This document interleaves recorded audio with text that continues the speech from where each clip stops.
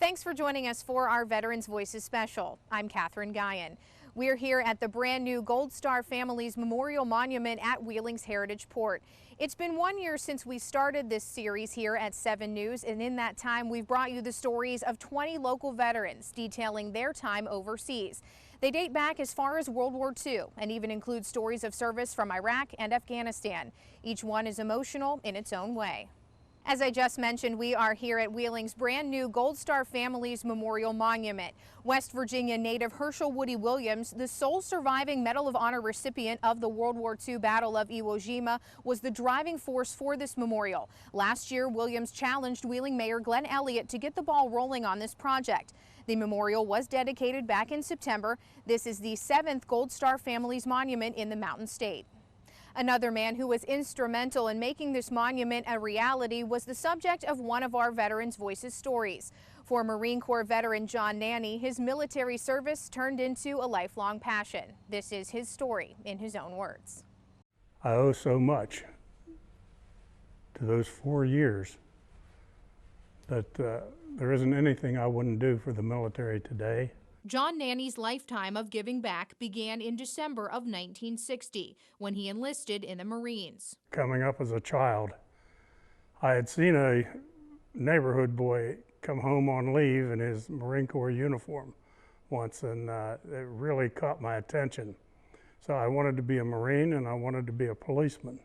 So I've been both. During his 4 years of service, Nanny has a long list of places he was deployed and stationed, both in the United States and overseas, including Bermuda, Okinawa, and the Philippines, working in communications, cryptography, and intelligence. Handling top secret messages and rerouting them to the appropriate people and maintaining as tight a security as you could. And training for the possibility of seeing combat in Vietnam. Well, we were all preparing in case we were asked to go in. Everything we did was simply preparing for the worst. I was in during the Vietnam crisis, so I'm a Vietnam era veteran, but I did not have to go in country.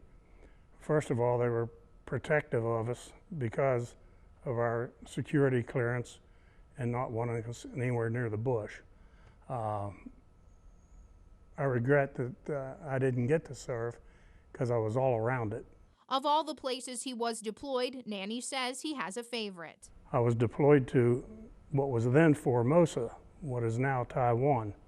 We spent a month in the field just maintaining communications and running division headquarters. It was just awesome. It was during some of those deployments he found a lifelong passion. My heart has always been looking after young children.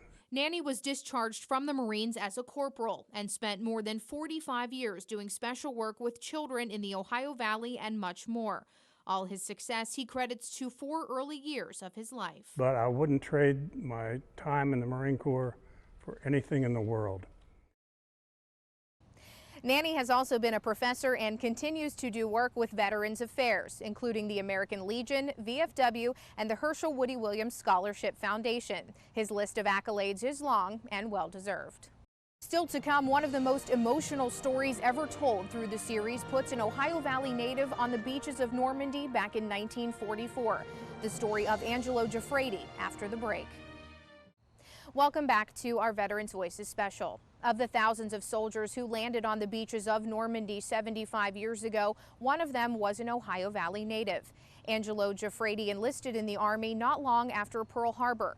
At just 21 years old, he remembers navigating the waters to Utah Beach in the middle of the night.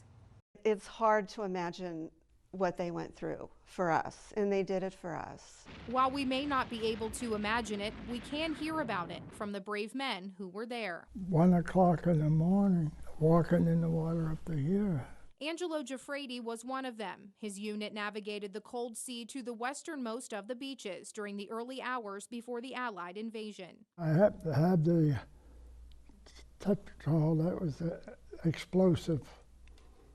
We're going to blow this wall. He carried one of the 40-pound bombs through the water that would attack German casemates. I got to a certain point. I told Sam, he was a British guy. I said, Sam, you gotta lay down. You can't You can't stand up. If you stand up, you'll probably get killed. And so they waited for daybreak and the command to detonate. I told him, I says, now, 1, 2, 3, let her ride. It was tremendous. It made a hole. You could drop a tremendous hole. Then they got the British, they had the dozers, and they leveled it off, see. Jafrady survived the attack, but others he knew did sacrifice their lives. So when we hit the beach, these bombs are landing right in front of us. I mean, we knew, we could hear them. While Jafrady tells his story now, his family says that wasn't always the case. As a family, we're really proud of him. I have to say, though, growing up, he didn't really talk about the war very much. But they were able to celebrate their hero when he was awarded the Croix de Guerre in Washington, D.C., one of many honors for his courage. He did a great thing. He was only 21. I can't imagine being 21 years old and doing something like that. 160,000 men attacked the beaches of Normandy that day. All were brave, including Jafrady. We was trained for that. We were the best. We were the best in the world when it came to invasions. There was no question about it. We were the best. And we proved it. After the war, Jafrady returned home and married his wife, Teresa. They had 3 children. He also worked as a foreman at Wheeling Pittsburgh Steel. Jafrady has 3 grandchildren and several great-grandchildren, all of which will continue to make sure the memory of his heroic D-Day actions lives on. We continue with the story of another local World War II veteran. William Bill Harris enlisted in the Navy when he was just 18 years old in 1943. His service took him from Marshall County to the USS Gandy, which sailed seas across the world. You'll be better when you get out of here than you are when you went in. And actually I was. Bill Harris heard those words from a friend just before heading to Navy training, and he says they turned out to be true, although his service took him on an unexpected course. And I wanted to be an aviation machinist mate.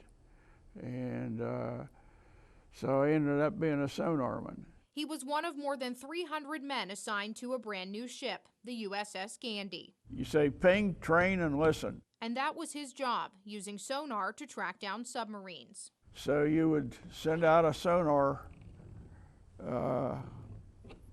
echo, and if it hit anything, then you would be listening to see if it hit anything. And if it did, why then you would report that you made contact. Out of that, why they would determine whether it was a subject that they, an object that they should, pursue. When you ask Harris about his service, he says what comes to mind is the day his ship sunk a German submarine. One of our sister ships made contact with it after it had torpedoed this tanker, this Pennsylvania. Apparently they did some damage to it because that's when it surfaced. We were about ready to make a depth charge run on it too, but it surfaced in front of us. After it surfaced, they have a deck gun, and they were firing it. We had 2 or 3 lookouts that got injured. Harris says one of the ships in his division took the submarine's crew as prisoners. And I can remember the commanding officer said, boys, he says, take a good look at that. You'll never see that again in your life. The USS Gandy's travel log lists dozens of places that Harris saw, but his time in the Pacific was maybe some of the most impactful.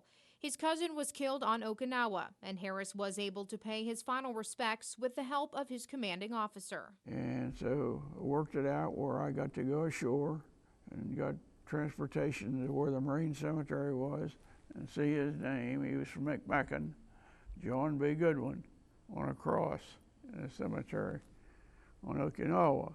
And those things stick in your mind, you know. Harris was discharged from the Navy in 1946 and looks back on his service with fond memories. After coming home, he joined the American Legion. He's been the commander of Post 18 in Cameron for about 20 years. At just 19 years old during World War II, our next veteran found himself on the island of Moritai, an Allied base that he calls the jumping-off point for Okinawa. You may not have heard of the island, but Air Force veteran Fred Melnick told us he hopes people never forget it.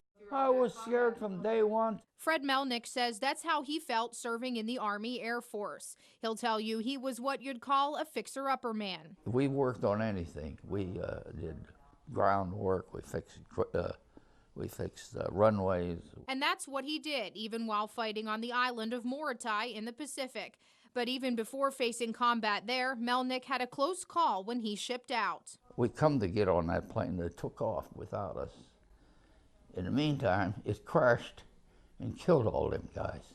Melnick remembers fighting was almost immediate when he arrived. We dropped the doors and jumped out in the water, running up the beach. And they start bombing us and strafing us again. We didn't have no place to go. Just hit the ground, hoping that nothing would hit you.